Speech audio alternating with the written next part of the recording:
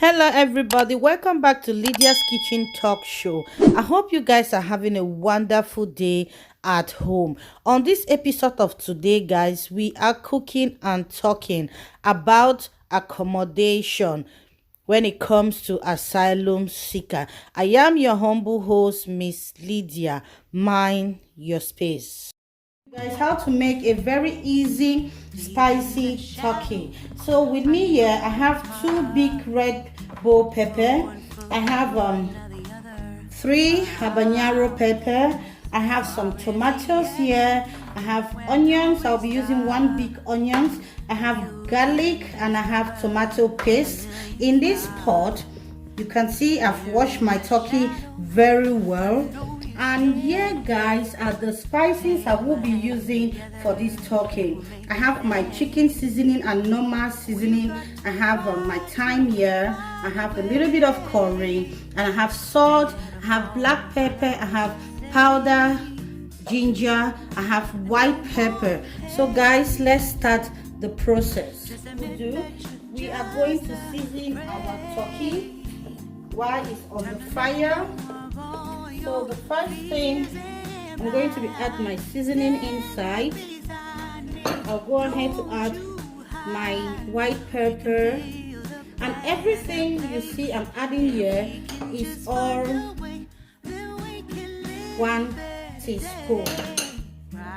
So you add everything because you want it to be really spicy.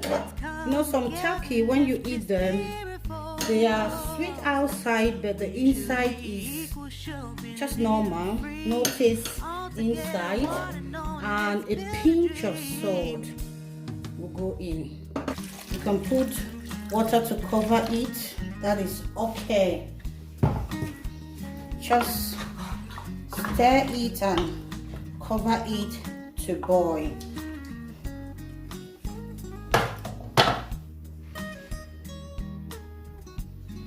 So guys, with this other spicy, I'm going to blend everything. I'll be blending it behind the camera because I don't want this video to be very long. So catch you guys in 5 minutes. Hello everybody. So let's check. Wow. So guys, as you can see, our meat is ready, but because the baby is going to be eating this, my son will eat this with me. I will leave it to cook again, a little bit softer. You know, kids, they can't chew something that is strong. So we'll leave this here for 5 more minutes. Then we'll start preparing our sauce. So guys, we have blend our tomato, all the ingredients I showed you guys earlier. I have blended them here. So let me open for you guys to see. You can see I didn't blend it real smooth, like real smooth. I just, you know, rough blend it because we need the lungs, you know what I mean, to be inside. So you don't need to blend it to be real smooth because you're making the pepper turkey. So guys, while we are cooking, let me tell you guys a little bit about asylum housing in the UK when it comes to asylum seekers.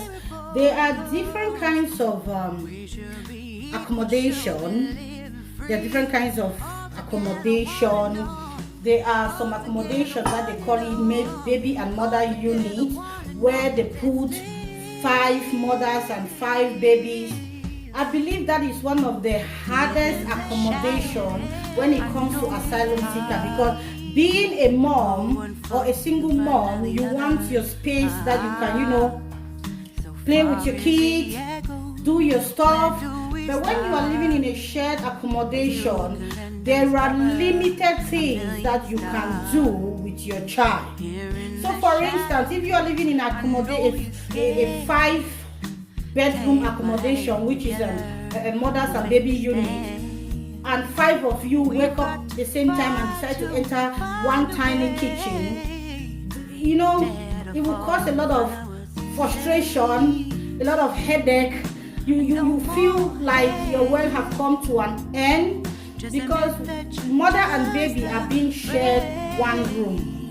Like you have your baby, you share one room with your baby. In that tiny room, As a mom, there's toys, there's cupboard, there's 2 beds, there's a lot of headache and stress. And if you are a single person seeking asylum, you are being shared room. It's a share, you have to share room.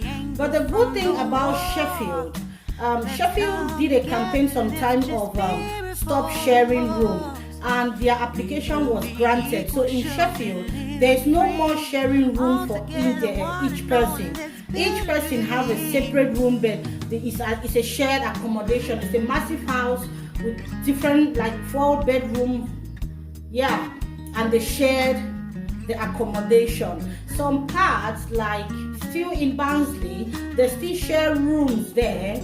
In Wakefield, they hardly keep asylum seekers there, except they put them in the hostel, which is, you will be coming up, you'll see it on the next video. The hostel, very bad hostel in Wakefield. And for the people that have not gotten that opportunity to be housed, they put them in a bread and breakfast, which is horrible. It's horrible in the sense that asylum seekers in a hostel are not being given that £35 voucher or money for their upkeep. So everything becomes so difficult. When you are in a hostel or you are in a bread and breakfast hotel, you cannot afford nothing, like you are penniless. You got nothing. Even to do top up on your own phone, it's a big deal because you don't have any money, no support. You only eat what they give you. They put their timetable, they could say breakfast is 7 o'clock. Maybe that's not the time that you normally eat your breakfast. And if you don't go, the breakfast is over, it's over. They can say lunch is 2 o'clock. Maybe you don't want to eat by that time because of the stress, the thinking, the anxiety, and all over, the kind of things that go on. Maybe you don't want to eat. So any meal that you missed when you are in a hostel or in a hotel, you go hungry.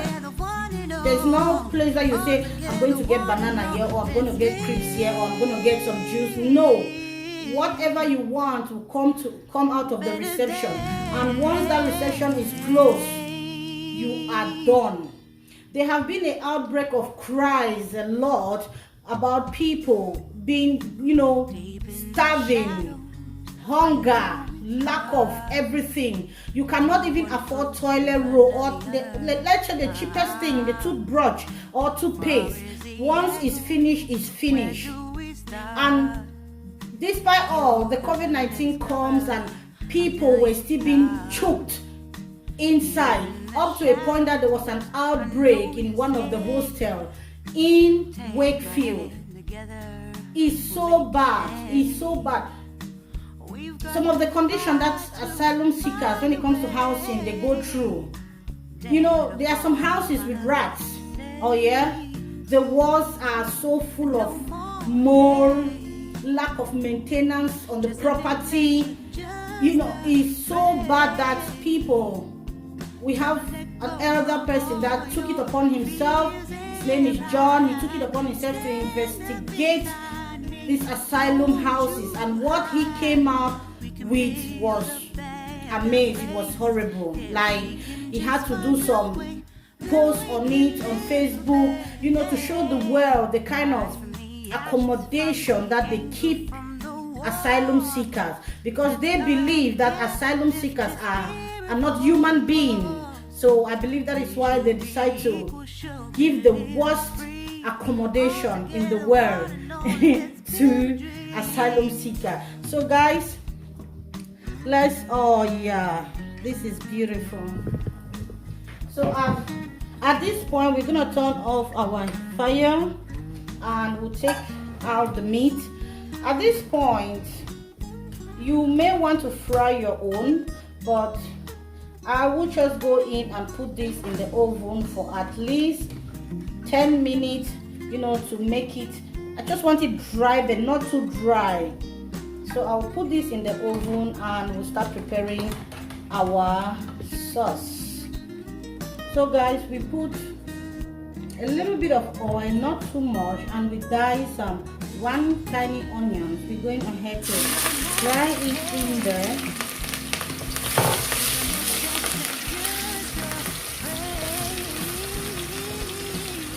We'll just fry it for 1 minute, and we'll go ahead to add all the tomatoes, everything that we have blended.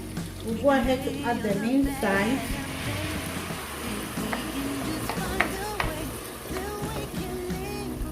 Please do not add any water at this point. Try your best to take everything out on the blender just like this. And just stir. So you can see it's not really blend smooth. Just stir it and cover it. The main thing, the reason why you're covering it, because you don't want it to splash everywhere. And we'll leave this for 15 minutes before we check on it. So let's check our sauce and see how, wow.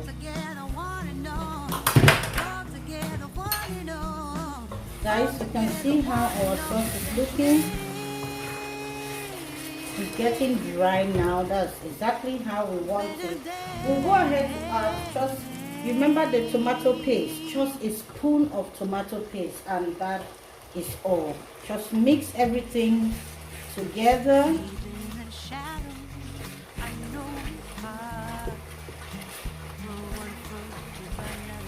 The smell is amazing. I'll go ahead to add thyme, powder, ginger, white pepper, a little bit of curry, seasoning. You can use any seasoning of your choice, the one that is available for you. Just go ahead to use it, and a pinch of salt. Just a pinch of salt will do, and stir everything together. So at this point, I want to say something. If you are a vegetarian or a vegan, this is a very beautiful sauce for you. You can just go ahead to serve it like this, just like this, with your rice, anything of your choice that you want. But since this one, we're going to be making a very dry sauce, because you need a very dry sauce, yeah? Oh, beautiful. You will cover it and let it simmer again for 10 minutes. You just do not need any water in this sauce. See how beautiful it is? This is amazing. You just want it a little bit dry, so that, because turkey always comes with a lot of fat. Right now everything is melted and it looks so beautiful. You can see our sauce is ready. Man, the aroma is something else. So let's start mixing the two together.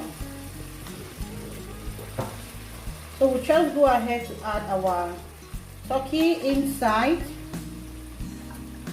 the sauce. A lot of when it concerning, let's keep talking about the housing. A lot of organizations are fighting the provider. When I talk of provider, it means people who provide accommodation for asylum seekers. A lot of organizations have come together and they are trying to fight for asylum seekers to have a better place to lay their heads. So my special thanks go to Mr. John, who has been doing a wonderful job writing articles, writing to the Home Office, the council, for them to give asylum seekers a better accommodation. Special thanks goes to him, and special thanks to everybody who have been fighting for asylum seekers' voice to be heard, because they are human beings too. They deserve something better, The most important thing is you to have a better place to lay your head. It's hard when you're going through asylum process, then you do not have a better place to lay your head, no peace of mind. That things like that can, you know, trigger mental health at any given time. So special thanks to all of you. So just mix this now and put the fire on a very low heat. Yeah, and we'll let it cook for 10 more minutes and our sauce will be ready. So guys, let's check our sauce. Wow, this is looking amazing. As my son used to say, amazing. This is really looking good. So I want to say thank you to my new subscribers. I've seen how you guys have come in your numbers to support me. I am so grateful, and I want to ask for apology. I knew I disappointed my supporters or my followers the last time, the way I deleted my video without saying a word. I just deleted my video. I know right now you guys are like, how can we trust her, somebody that deleted her videos and do not care about us? I am so sorry. I am so sorry. I had to do it for my own mental well-being. Please understand with me, the tension was too much. I am not that kind of person that likes to be in a tense situation. Please forgive me and give me one more chance to prove to you guys that I am not going to delete my videos again. Come back, please. I am so sorry. I know it's a bad thing. If I were in you guys' shoe, I would have done the same thing. And I'm so sorry, please, guys. I'm not going to delete my videos again because this is something I like to do and it gives me a lot of peace of mind. So, guys, let's save this food and, you know, give it a taste. I can't wait to eat it with jollof rice, like fried rice right now. So with this dish, you can either eat it like this, you can just eat it like this, or you can eat it with yam, plantain, cocoyam, white rice, janga rice, jollof rice, anything, even with bread, anything that you can lay your hand, just, you know, go ahead to eat it. And thank you for watching. I remain your humble host, Miss Lydia. Mind the space. Bye.